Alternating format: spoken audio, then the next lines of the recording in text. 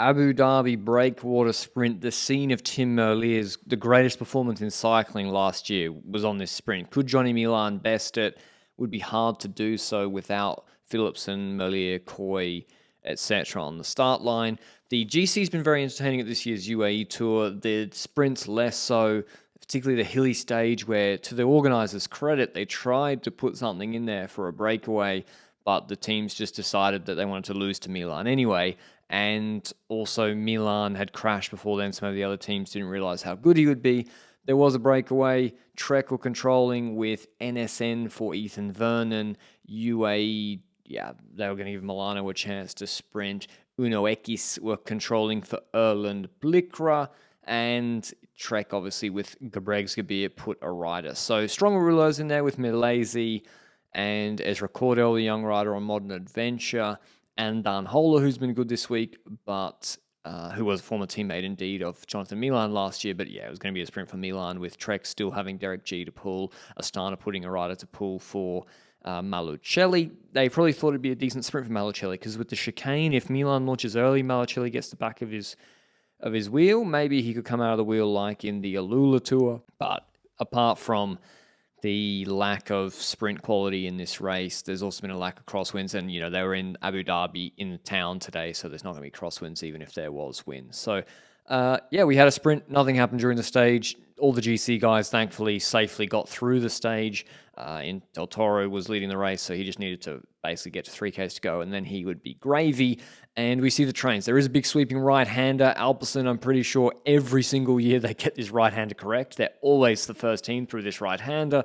Astana come up on the left-hand side trying to fight them. The breakaway's being caught about through that corner or just before it gets caught, and you see the Astana rider Gonov. I think I might have been confusing Gonov and Romelli all week. Anyway, the Astana rider on the front says fan out, says let me still go through the corner, but fan out to stop or block the Lotto train coming. That works.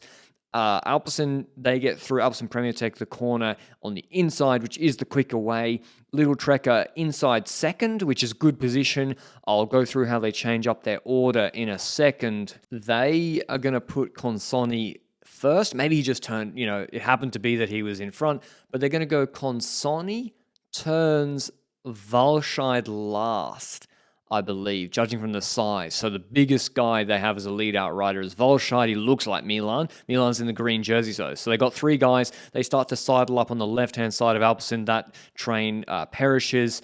Astana Gonov pulls off, I think it is. Saritza takes the wheel of Consoni. But Consoni, he's not as big as Turns or Valscheid. So Turns hits it here 900 meters. Good position for Valscheid. And Milan, you see Modern Adventure Pro Cycling for Pickerel. They hit it with speed from the right-hand side. Beautiful shot from inside the peloton as well, of them coming over the top of Milan. That Milan's so big, he just slots onto their train. Valscheid boxes him onto their train, and now it's still fine for Milan. He's got two guys leading him out on the front, maybe a little bit early. And this is how Merlier beat him last year. X come up the inside. Romelli moves up Malucelli. He boxes him on here. He puts him onto the wheel of Milan. Tyson gets clipped by Malucelli and has to brake. But Uno-X, they came up the inside where Merlier jumped. He got the jump on Milan last year. Greatest sprint of all time. From 300 to go, just sent it.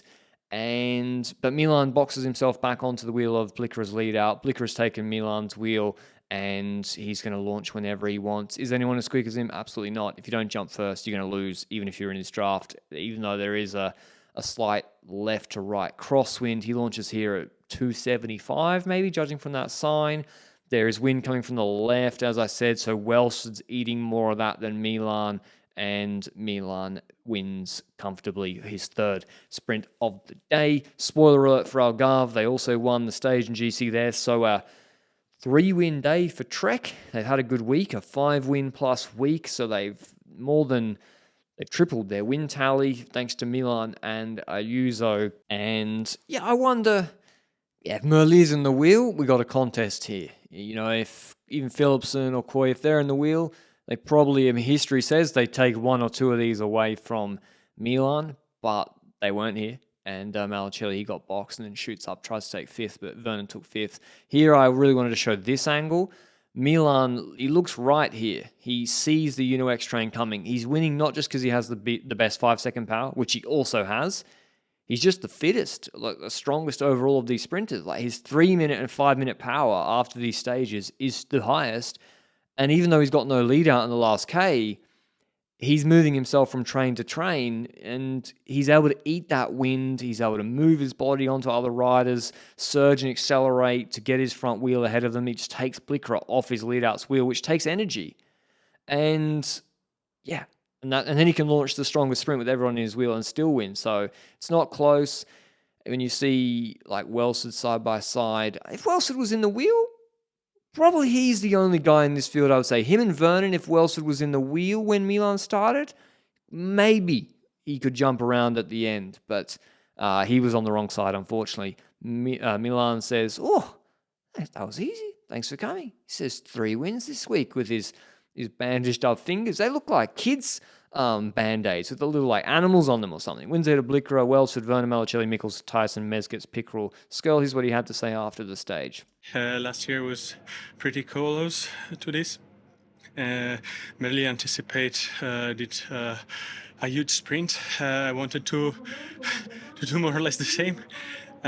So I took a bit of the experience of the last year also in this sprint. In any case, today again was a super fast stage and I'd say also hard. The wind, the brake was super strong, so yeah, we had to control it. We controlled it really well.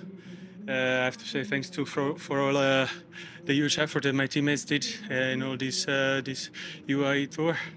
Also, even Derek G gives us a huge hand today with the positioning and with the pulling. So I think we moved and we showed that we are one of the best trains.